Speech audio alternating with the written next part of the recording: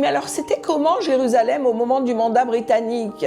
Et alors, elle me dit, on pouvait tourner dans une rue et tomber sur un soldat anglais qui nous visait avec son pistolet. Voilà comment c'était. Cette terreur du peuple juif sur sa terre, on ne pensait pas le revivre.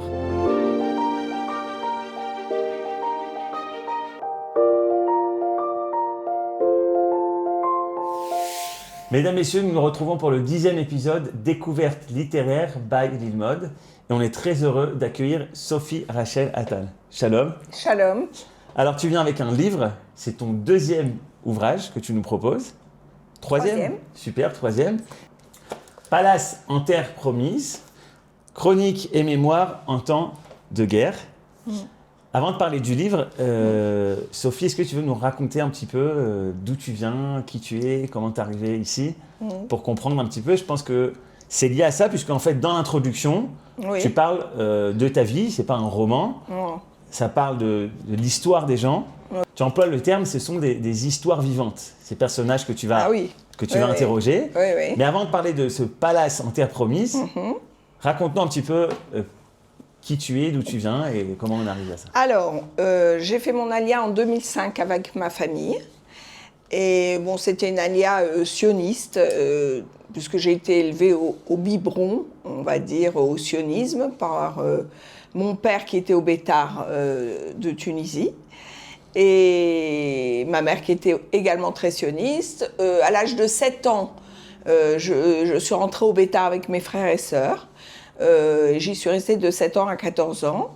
Et ensuite, je me suis mariée avec un membre de la droite dure du Bétar, la branche dure du Bétar.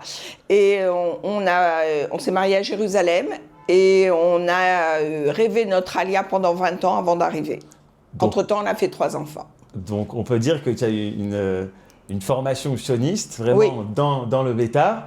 Et en plus, Élie, qui est à tes côtés depuis le début, qui ton mari et qui t'aide pour tes pièces de théâtre, qui a été toujours à mes côtés dans mes projets les plus fous, comme je dis. Et donc, on est arrivé en Israël en 2005. En France, on travaillait, on a fait des enfants. Tu t'es mariée en Israël, tu es venue que pour le mariage. Voilà. On s'est mariés il y a 40 ans en Israël, à Jérusalem, pas loin d'ici. À l'époque, c'était pas commun, il faut le dire. C'était pas commun. Parce qu'aujourd'hui, les gens ils viennent faire leur mariage en Israël, mais à l'époque, c'était... Maintenant, c'est devenu la mode. Voilà. Avant, c'était vraiment l'antithèse de la mode. C'était même... moi, je me souviens quand même que mon père, sur le chemin de... il était d'accord pour qu'on se marie en Israël, mais à Jérusalem, c'était waouh. Et c'était où, à Jérusalem? À Yochanan ben Zakkai, la synagogue de Yochanan ben Zakkai, dans le Rova. Dans la vieille ville. Dans la vieille ville. Et pour ceux qui ne savent pas, c'est là-bas à l'époque qu'il y avait le grand rabbin d'Israël qui était intronisé dans cette fameuse synagogue qui est extraordinaire. Donc tu as eu le mérite de te marier là-bas. Cette synagogue, elle est très spéciale pour moi, pour nous, pour la famille, parce qu'après, tous les mariages se sont passés dans cette synagogue, la bar mitzvah de mon fils aussi.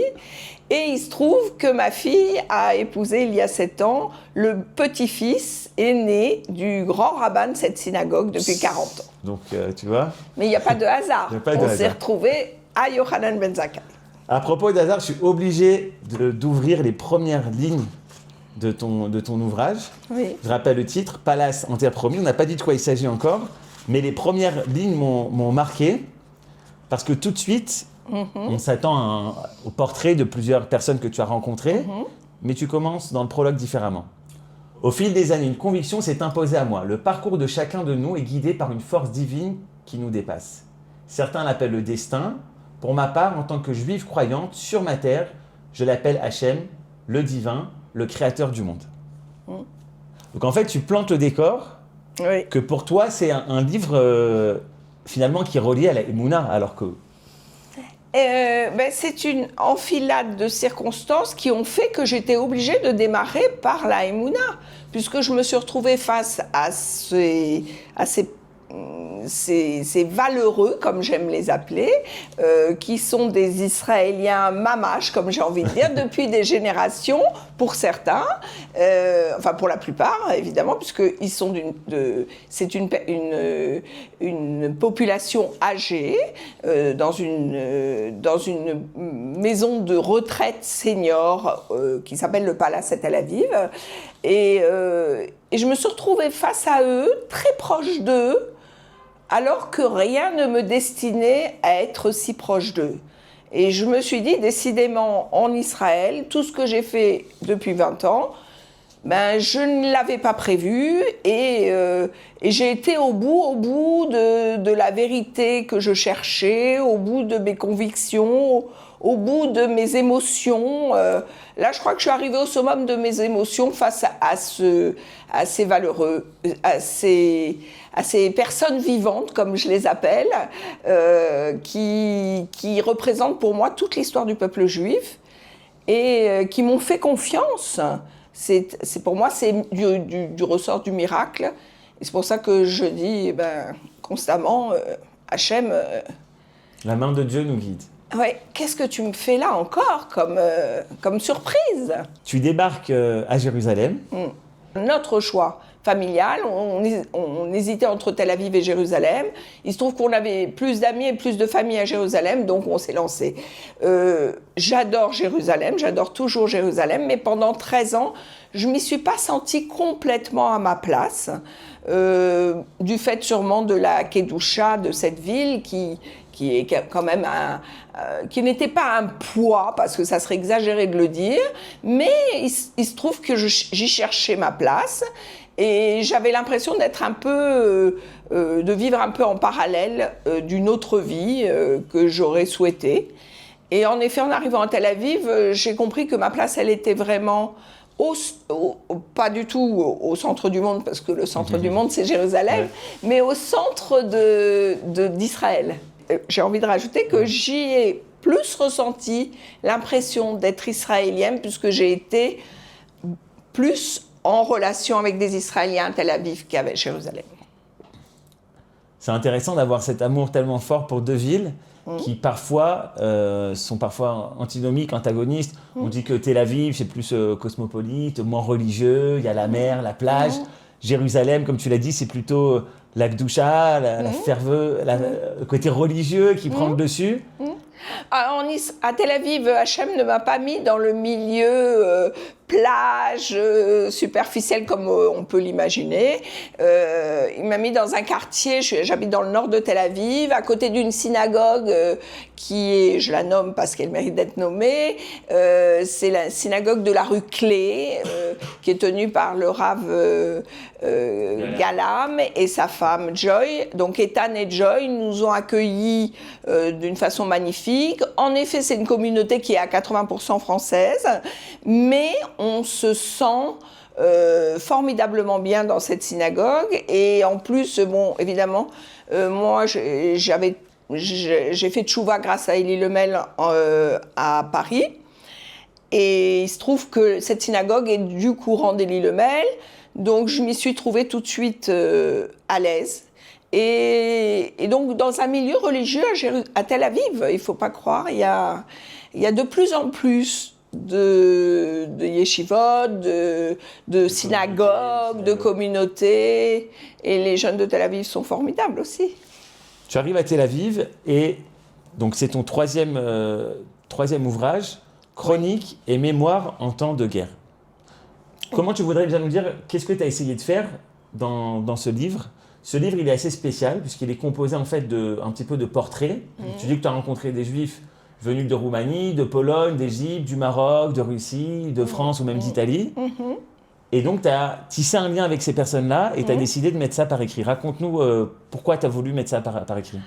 Alors, bon, déjà, à partir du 7 octobre, comme à chaque fois que j'ai des émotions fortes, j'ai envie de les exprimer. Il se trouve que là, ça a été par l'écriture. Donc, je me suis mise à écrire parce que les émotions, elles étaient pour tout le peuple d'Israël. Mais moi, le matin, je me réveillais avec le cœur serré, comme la plupart des Israéliens.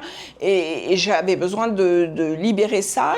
J'ai libéré ça en écrivant des poèmes sur mes ressentis. Hein. Et il se trouve que, bon, je les ai utilisés, mes poèmes, j'ai voulu les partager en fin de livre, parce que c'est mon vécu depuis la guerre du 7 octobre, mon ressenti. Maintenant, parallèlement, depuis 8 ans, j'étais dans on appelle ça Cheder Kosher en hébreu, dans une salle de sport pas loin de chez moi, qui faisait partie d'une maison de seniors qui s'appelle le Palace et qui est Rehov Weizmann, à côté de l'hôpital Ichilov. Donc j'allais faire du sport là-bas, même pendant la guerre, ça me faisait du bien. Et j'étais vraiment au milieu, vraiment dans un bain d'Israéliennes et d'Israéliens qui vivent là-bas dans des conditions extrêmement confortables, parce que vu leur vie professionnelle, ils ont eu les moyens de le faire. J'ai été abordée par une des habitantes du palace et elle m'a demandé de leur donner, parce qu'ils étaient plusieurs à vouloir apprendre le français. Et on est arrivé au jour de Yom HaZikaron. Venez si vous voulez, c'est Yom HaZikaron, parlez-moi de votre vie, je veux en savoir un peu plus sur votre parcours. Et là j'ai été vraiment éblouie face à ce que j'ai entendu. Tu écris je ne suis ni une historienne, ni une journaliste. Je suis avant tout une femme animée par l'écoute, convaincue que les témoignages que je recueille ne doivent en aucun cas disparaître. Ouais. Ah oui, ce sont des personnes qui ont entre 80 et 98 ans. Hein, donc, ce sont des personnes qui, j'espère, jusqu'à 120 ans, vivront en terre promise, mais qui sont vouées à disparaître, comme nous tous. Donc, leurs histoires, elles sont tellement incroyables, puisqu'ils sont venus de tous les pays du monde, et avec des parcours chaotiques, avec toutes les guerres et toutes les souffrances du peuple juif. Et tout ça, ça m'a paru un terreau formidable pour écrire. Et je leur ai demandé si ils étaient d'accord, parce que j'ai un homme qui a participé aussi de mon cours, et s'ils étaient d'accord pour ceux qui étaient d'accord d'être interviewés en tête à tête. Et j'ai eu le plaisir de voir que ça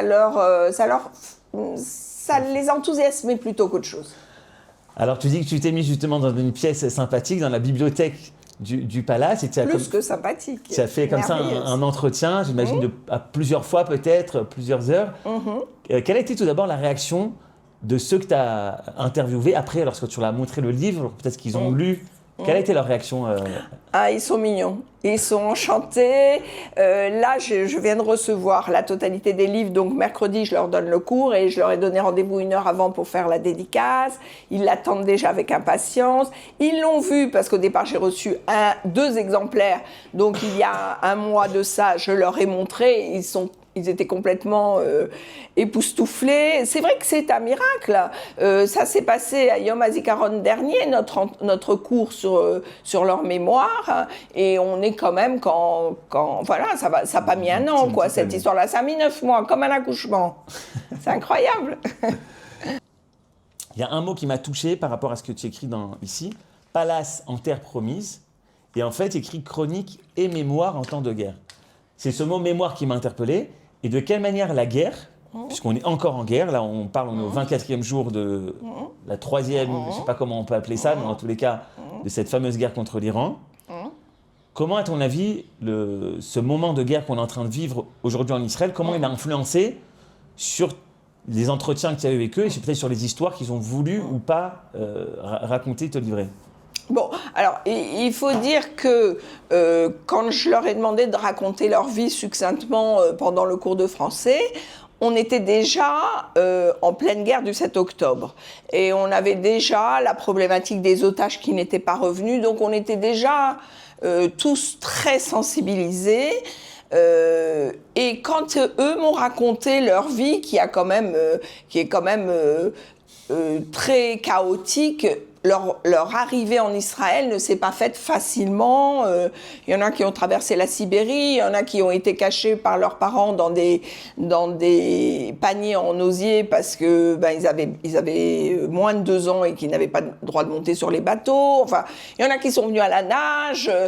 Tout ça, je me suis aperçue que c'était pas des histoires qu'on me racontait quand j'apprenais l'histoire du peuple juif. C'était vivant face à moi, ils étaient là, ils avaient vécu le mandat britannique. Et pendant cette période, pour répondre à ta question, nous étions en train de vivre une histoire qui a commencé le 7 octobre, qui est un rebondissement total, un deuxième pogrom. Donc ça faisait écho à leur vie.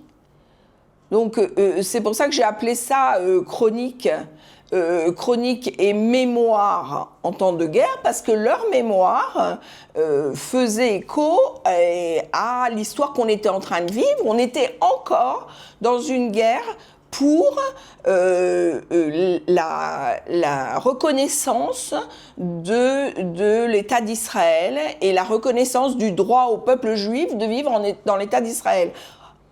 Sur la terre d'Israël, sur la terre promise, alors que cette terre nous avait été donnée depuis des milliers d'années et que la déclaration de l'indépendance avait 77 ans à l'époque. Donc on était tous atterrés de voir qu'à ce point, et surtout, le 7 octobre, c'est l'antithèse de Never Again. Mm-hmm. Voilà, c'est ça qui a été déchirant. C'est qu'on croyait... j'en parle dans un de mes poèmes, on croyait que ça n'arriverait plus jamais. Et c'est arrivé sur notre terre. Et je me suis retrouvée face à des personnes âgées, une population mamache israélienne, complètement israélienne, qui a construit, sont des pionniers de l'État d'Israël, qui a construit... tout au long de leur vie, ils ont consacré leur vie à la création de l'État d'Israël et ils se retrouvent revenir en arrière comme le jour de l'indépendance où tout de suite, le soir même, il y a eu la guerre et ils étaient bouleversés. Et j'ai vécu avec eux ce bouleversement, il m'était personnel bien sûr, mais j'ai trouvé que c'était pas juste. Que ces gens-là, ils avaient vécu de telles choses, comme celle qui me raconte, parce qu'elle est née à Mahane Yehuda, dans le centre de Jérusalem, et qu'elle a vécu évidemment sous mandat britannique. Et je lui dis, mais moi, le mandat britannique, pour moi, c'était abstrait, puisque je l'apprenais au Bétard le samedi après-midi, voilà. Dans les sirotes qu'on avait. Et je lui dis, mais alors, c'était comment Jérusalem au moment du mandat britannique ? Et alors, elle me dit, on pouvait tourner dans une rue et tomber sur un soldat anglais qui nous visait avec son pistolet. Voilà comment c'était. Bon, il n'y a pas que ça, il y a aussi des enfants qui ont joué avec les soldats britanniques. J'en parle aussi parce qu'ils me l'ont raconté dans mon livre. Mais ce que je veux dire, c'est que cette terreur du peuple juif sur sa terre, on ne pensait pas le revivre. Et là, ce 7 octobre, on l'a vécu de plein fouet. Et je me dis, la mémoire, elle est encore vive. Elle est vivace. Ouais. Pour ces gens-là, bien sûr, mais pour nous, puisque nous, on vit la même chose, carrément. Et chronique, parce qu'en temps de guerre, j'ai écrit ces poèmes. Et que c'est mes chroniques à moi. C'est mes ressentis à moi. On rencontre dans ton livre Rivka, Nina, Rachel. Et d'autres. Et d'autres. Ils sont 11 exactement. Ils sont donc 11. Ils ont tous fait leur alia, ils sont tous venus... Non, il y en a qui sont nés en Israël, qui sont depuis 14 générations.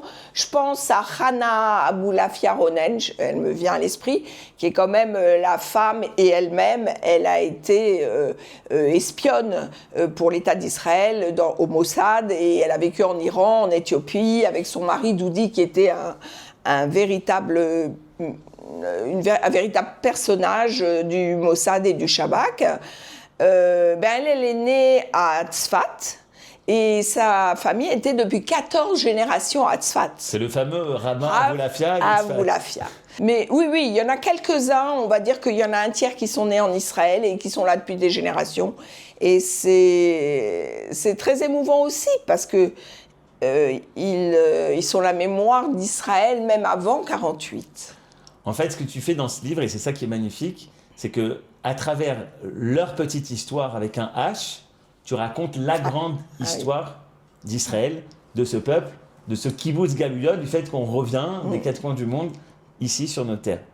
C'est le cadeau que m'a fait Hachem de me mettre face à ces élèves, entre guillemets, hein, parce qu'ils apprennent le français, mais ils le savent pas mal non plus, de leur enfance, face à ces personnages qui ont vécu l'histoire du peuple juif en réel, depuis des générations, pas des siècles, mais les générations précédentes étaient là pour la plupart, ou étaient dispersées dans le monde entier. Alors tu as vu, il y a la Colombie, il y a la Biélorussie, il y a l'Europe, il y a vraiment le monde entier qui était face à moi, dans cette petite salle du palace, et qui me racontait l'histoire du peuple juif depuis des générations, et j'ai trouvé que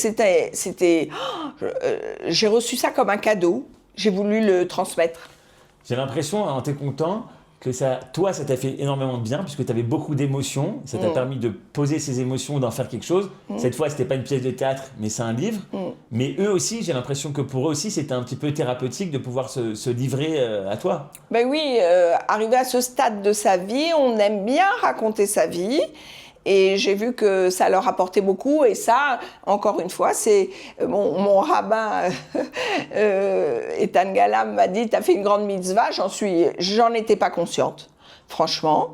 Mais c'est bon. Disons que Baruch Hashem, j'ai été mise sur cette voie de permettre à ces personnes qui sont maintenant dans l'ombre, alors qu'elles ont vraiment participé à des actions incroyables sur la terre d'Israël. Merci de suivre cette vidéo. Si vous appréciez, c'est le moment de faire un like en bas, de vous abonner à notre chaîne Lilmod et de partager. Et pourquoi pas même mettre un petit commentaire. Ça nous fait plaisir, ça nous soutient et ça nous permet de continuer à diffuser les enseignements de la Torah d'Eretz Israël. C'est parti, on reprend. Tu parles donc de Nina qui a œuvré pour ces populations qui viennent d'Afrique du Nord pour essayer de les intégrer, de leur permettre d'accéder à l'académie, à l'université. Et justement de faire en sorte qu'il n'y ait pas ce côté les Ashkénazes contre les Sfarades, les pauvres contre les plus riches, etc. Et ça résonne avec un poème que tu as écrit, novembre 2023, donc vraiment juste après. Et tu dis comme ça en quelques lignes, Tel Aviv, il pleut des cordes, les larmes de la discorde, jusqu'à quand ces conflits dictés par la jalousie? Jusqu'à quand cette tuerie? Des générations sans prix disparaissent au son des fusils. Alors toi, tu as pensé au clivage Ashkénaze-Séfarade, là, quand tu as lu ça? Non, pas du tout. Ah bon? J'ai pensé au clivage qu'il y avait dans la société israélienne. Ah oui, et c'est pas lié au Séfarade Ashkénaze, pas trop. C'est pas forcément lié à ça. C'est pas forcément, mais c'est lié au fait qu'il n'y a pas encore, on va dire, d'entente, une harmonie. L'unité. Il n'y a pas encore une unité, une harmonie retrouvée en Israël. On l'a vu, c'était tellement frappant. Juste avant le 7 octobre, on a eu les fêtes de Tishri, où il y a eu, malheureusement à Tel Aviv, là j'en suis pas très fière d'habiter dans une ville où il se passe Toi, tu as été présente là-bas ou tu es allée la veille? Ah non, je n'étais pas présente. Par contre, j'allais souvent, parce que j'habite à côté de la Kyria et de la place des Otages, vraiment tout près. Donc j'allais souvent aux manifestations pour crier mon désaccord. Et ça, c'est pas une preuve d'unité, mais on a l'impression que quand les gens criaient démocratie, ou quand les gens criaient au gouvernement rendez-nous nos otages, on avait l'impression vraiment qu'on était responsable, qu'une partie de la société était responsable de ce qui était arrivé. Or non, pour moi, la responsabilité, elle est vraiment liée au manque d'unité. Mais le manque d'unité, pour moi, elle est dans la Torah. Elle est liée à la Torah. Quand au mois de septembre, pendant les fêtes, juste avant les fêtes de Sukkot, une manifestation religieuse se passe sur une place de Tel Aviv et qu'elle est boycottée par une partie de la population qui est juive, qui habite en Israël, mais qui est anti-religieuse, ça me choque profondément. Moi, je suis pour la démocratie, justement, et même dans la religion. C'est-à-dire que ce que j'ai aimé, c'est que, par exemple, je suis face à un public au Palace qui est limite anti-religieux et complètement, d'un point de vue politique, opposé au mien.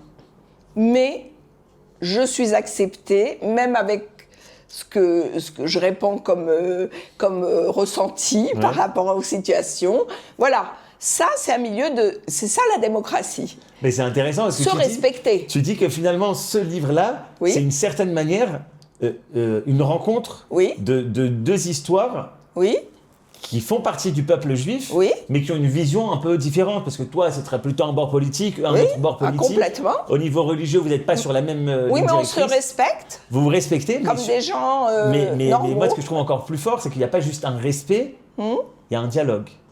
Il y a un dialogue, il y a de plus en plus de dialogue, il y a même des retours. J'ai envie de dire que souvent je charrie entre guillemets le plus virulent du cours qui s'appelle Gabriel, le mari de Béatrice, parce que je lui dis mais tu sais Gabriel, t'es en train de faire tchouva toi, c'est pas possible. Et au dernier cours, on étudie en ce moment Le Petit Prince et donc on parle de Neshamot, oui, c'est le sujet. Et au dernier cours ça les intéresse tellement. Bon, c'est vrai qu'au soir de sa vie, on est perturbé par les Gilgoulim, par qu'est-ce qui va se passer. On pose aussi des questions existentielles. Gilgoulim ou pas, qu'est-ce qu'on va devenir après, Neshama, notre Neshama va rester, est-ce qu'elle va être dans un autre corps ou pas. Et bon, je leur affirmais quelque chose dont je suis pas encore tout à fait sûre. Et je leur ai dit, écoute, et comme ils n'étaient pas d'accord avec moi, et pourtant, ils ont étudié, ils ont la plupart étudiaient le Tanakh, et ils sont la plupart d'anciennes générations de grands rabbanim. Voilà. Je cite tous les rabbanim dont ils sont issus. Et c'est assez drôle de les voir maintenant avec le revirement qu'ils ont fait. Mais en tout cas, ils sont sur la terre d'Israël. C'est ça qui est merveilleux. Et donc, tout ça pour te dire que je leur ai dit, je vais bientôt vous amener mon rabbin. Eh bien, figure-toi qu'ils m'ont dit, oui, on veut le voir, ton rabbin. Oui, on veut le voir. Et Tan, Shabbat à la synagogue, m'a dit, avec plaisir, je viens les voir quand tu veux. Magnifique. Je te laisse maintenant lire un passage. Oui. Si tu veux nous lire un passage, puisque tu as fait du théâtre, donc la lecture aussi, c'est aussi un art. C'est mon ancienne vie, encore une fois, voilà. Mais c'est pas grave. J'utilise un peu toutes tes vies. Toutes mes vies, c'est normal, c'est ce qu'Hachem m'a donné. Je me dis qu'Israël est un pays thérapeutique, qui pense les plaies les plus profondes, qui donne de la force à ses habitants et qui ressuscite les âmes brisées. Je remercie le ciel d'être aux côtés de ce peuple, mon peuple. J'ai trouvé naturellement ma place auprès de ces gens qui me touchent profondément et avec qui j'ai en commun l'essentiel. Je comprends que cette force est communicative. Vivre aux côtés de ces valeureux témoins de tant d'épreuves me donne chaque jour l'énergie d'avancer malgré mes propres blessures. Voilà. Magnifique. C'est vraiment... Il y a beaucoup de choses dans ce que tu dis. Ouais. Pour moi, il y a 2 points intéressants, importants. Oui. Et tu dis vivre aux côtés de ces valeureux témoins, ça te donne l'énergie d'avancer. Et c'est en fait cette idée qui est très juive, et que malheureusement on perd beaucoup en Occident, de comprendre que tu t'inscris dans l'histoire, dans un peuple qui a une histoire, dans des générations. C'est-à-dire qu'on n'est pas né tout seul et on fait notre petite vie. On est des maillons. On fait partie d'une chaîne de transmission, d'une chaîne du peuple juif. Tout à fait. Leur histoire fait écho, on a fait l'Alia, on avait un but, on avait de génération en génération le sionisme qui s'est passé au biberon, comme je t'ai dit tout à l'heure. Et c'est le cas, c'est mon cas, ça a été le cas de toutes ces personnes-là. Ils ne sont pas arrivés par hasard. J'ai une question dure à te poser, mais tu n'es pas obligé de répondre. Tu dis Israël est un pays thérapeutique qui pense les plaies les plus profondes. Et pour toi, la plaie la plus profonde, c'est lorsque ton fils a été accidenté. Tu sens que tu as, d'une certaine manière, un petit peu réussi à penser ces plaies. Et surtout, ma question, c'est est-ce que ton épreuve personnelle, tellement difficile, est-ce que quand le 7 octobre est arrivé, ça a dû faire écho sûrement à des sentiments, mais est-ce que aussi ça t'a permis, face au 7 octobre, d'être plus, entre guillemets, peut-être un peu plus forte? De toutes les manières, le pays et Hachem m'a donné la force de supporter ce qui m'est arrivé. On le dit, on n'y croit pas, mais c'est vrai. Même si ça reste une blessure profonde. Le 7 octobre, en effet, ça a fait écho en moi parce que la population était jeune. Nova, c'est Nova, ce sont des jeunes qui aiment danser. Mon fils était comme ça, et c'était un jeune qui aimait la fête. Et ils lui ressemblaient tous. Bon, c'est pareil pour tous les soldats qui tombent aussi. Donc oui, ça fait rejaillir une douleur. J'ai pensé qu'il y avait tellement de mères qui allaient vivre la même chose que moi, qui pour moi est la douleur la plus difficile. Et ça a été horrible de me dire que c'était encore une épreuve pour les jeunes du peuple juif. Il y a un poème que j'aime beaucoup, c'est un pays où on perd sa jeunesse. Je ne sais pas si... Un pays qui perd sa jeunesse est un pays dans la détresse. Il faudrait une métamorphose pour ne pas rentrer dans la psychose. Passer du rouge sang au rose du printemps, remplacer tous ces nazis par des chants de pissenlit. Ou passer une soirée entre amis pour oublier tous nos soucis.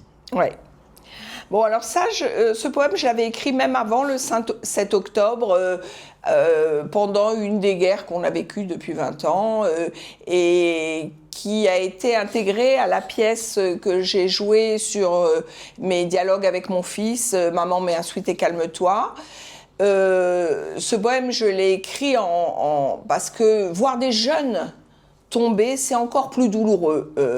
Et notre population est extrêmement jeune, et quand elle perd ses jeunes, c'est un monde, c'est le monde juif qui encore une fois, après les 6 millions qu'on a perdus de juifs, ça continue, on est persécutés, et nos jeunes sont pris au début de leur...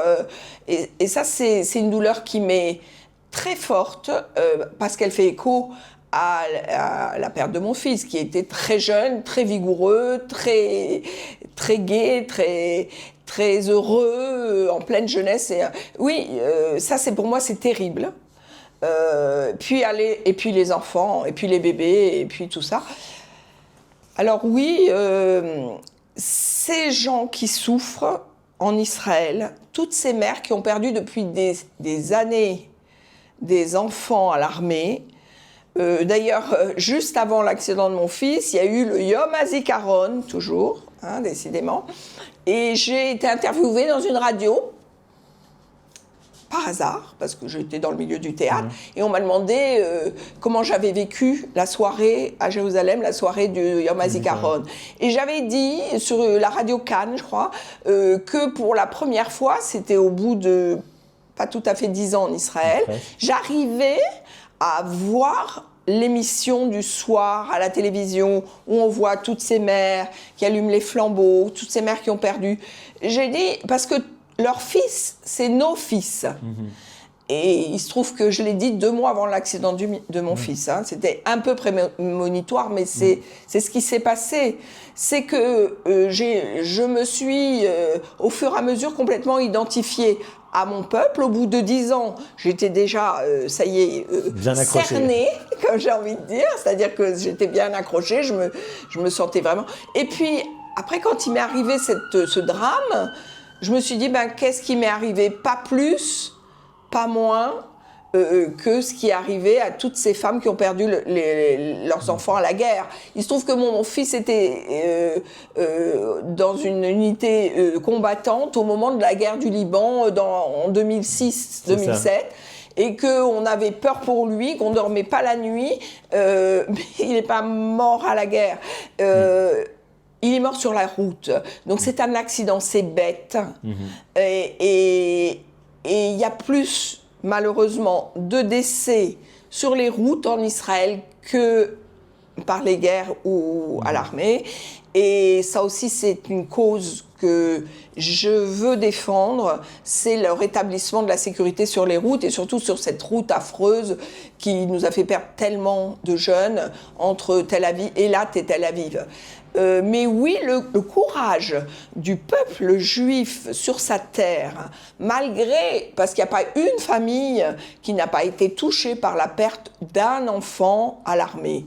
Depuis les guerres, la guerre de 67, la guerre de 48, les guerres de Kippour, toutes les familles ont été touchées. Et moi, je me suis retrouvée, alors c'était peut-être par désir d'identification totale, parce qu'une fois j'ai demandé à une rabbinite qui avait malheureusement perdu son enfant, mais qu'est-ce qui s'est passé à ton avis?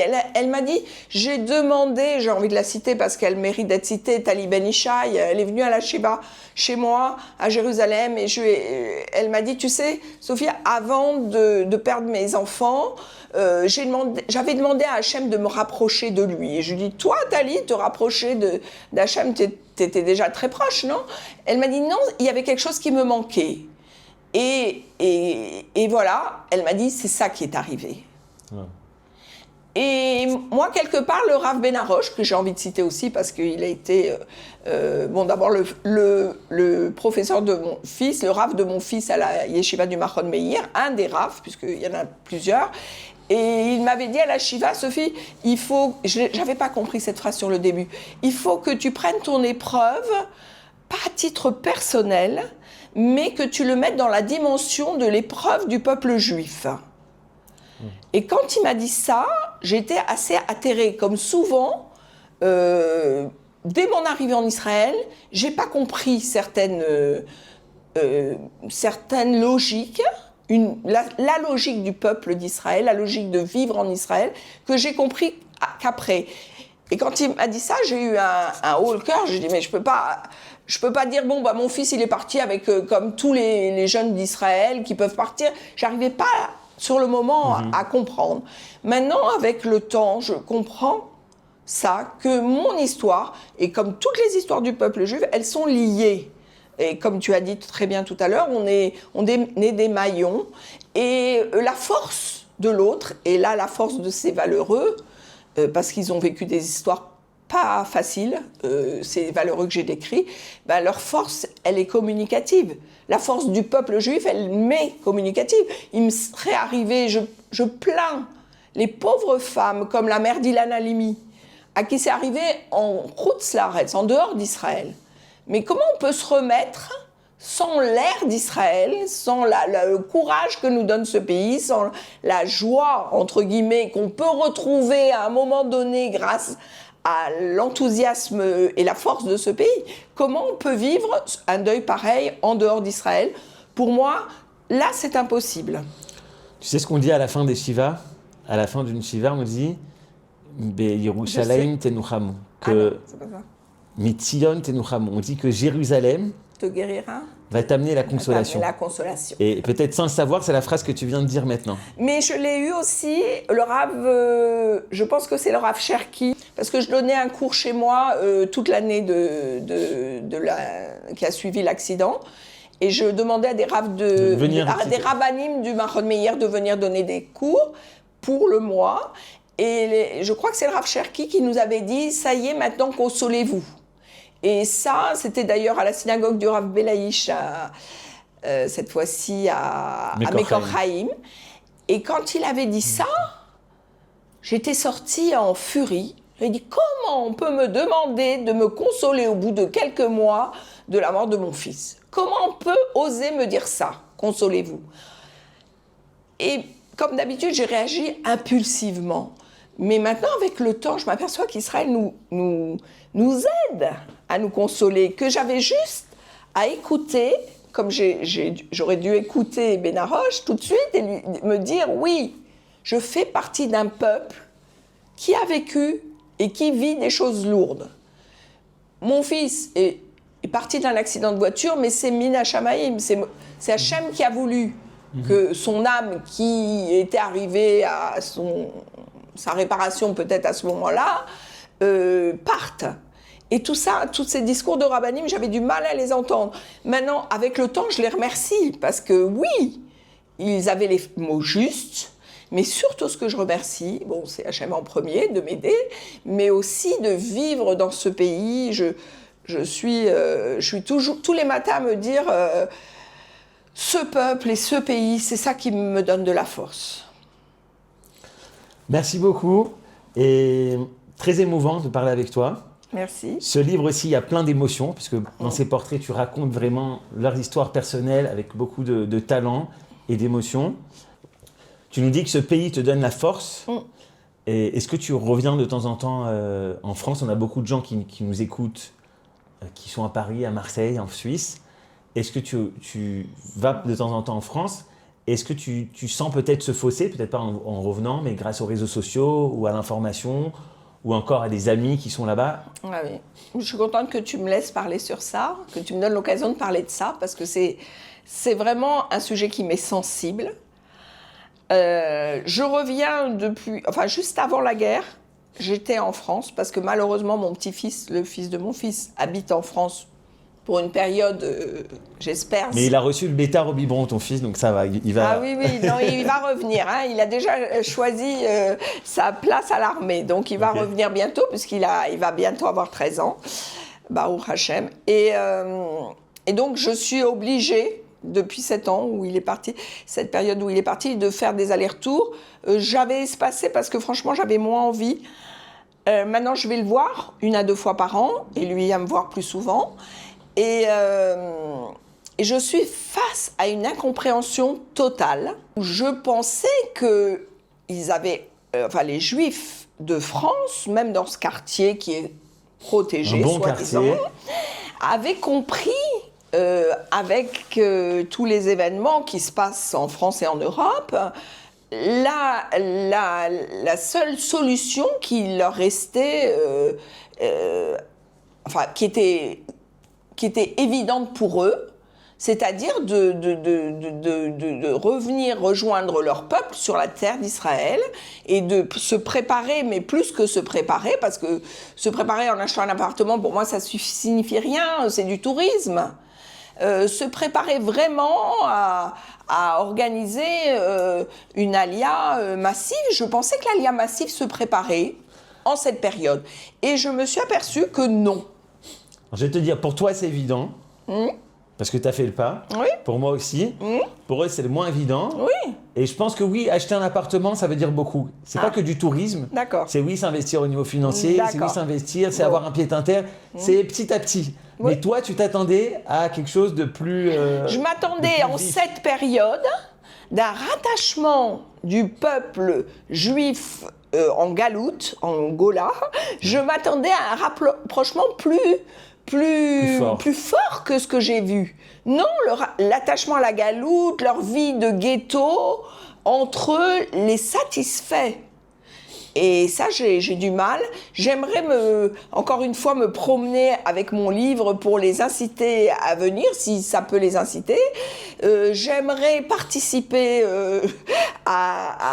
au retour du peuple juif, surtout du peuple juif en France. Je vais te dire quelque chose, je te coupe. Sur la terre. J'ai interviewé notre ami Dov Maimon, qui a écrit un livre très intéressant sur... Tout est chiffré, tout est cadré. Lui, il est chercheur. Et il y a beaucoup de données sur l'antisémitisme, sur la montée du nombre de musulmans en France, etc. Mais je pense que ton livre va aussi donner envie aux gens de se rapprocher de leur terre et de leur peuple, mais non pas en leur montrant qu'est-ce qui ne va pas là-bas, mais en leur montrant justement ces portraits, la beauté de ce pays et la force de ce peuple. Bezrat Hashem, que Dieu t'entende, c'est mon but. C'est toujours mon but dans les 3 bon, peut-être les deux, en tout cas, le premier livre que j'avais écrit, je l'avais coécrit avec une amie que j'avais rencontrée à Jérusalem, c'était sur l'Alliance. Destinées croisées, 2 femmes à Jérusalem. Destin croisé, 2 femmes à Jérusalem. C'est mon fils qui avait choisi le titre. Et en effet, je parlais de ma vision rose de l'Alia. Elle, Eva, avait une vision plus négative. Et on a confronté nos 2 visions. Et je me suis baladée en France avec ce livre pour donner envie, pour motiver. Mais c'était il y a 20 ans. Et 20 ans après, bon, il y a eu des aliotes, hein, bien sûr. Ça a progressé, mais pas suffisamment. Et là, aujourd'hui, je suis tombée sur un article d'un ancien de la DGSE, il s'appelle Pierre Martinet, qui est très lucide. Il est goy, mais il est très lucide. Il dit si j'étais juif en France, aujourd'hui, je partirais très vite. Merci Sophie Rachel Attal. C'était un plaisir. Merci à toi. Palace en terre promise. Je vous conseille, vous allez vous régaler. C'est passionnant et c'est connaître la grande histoire d'Israël, ce fameux kibbutz Galouyot, grâce à l'histoire de chacun, comment chacun a apporté sa pierre à l'édifice de cet État d'Israël. Bravo, c'est exactement ça. Toda Rabba. Merci à l'association Lilmod.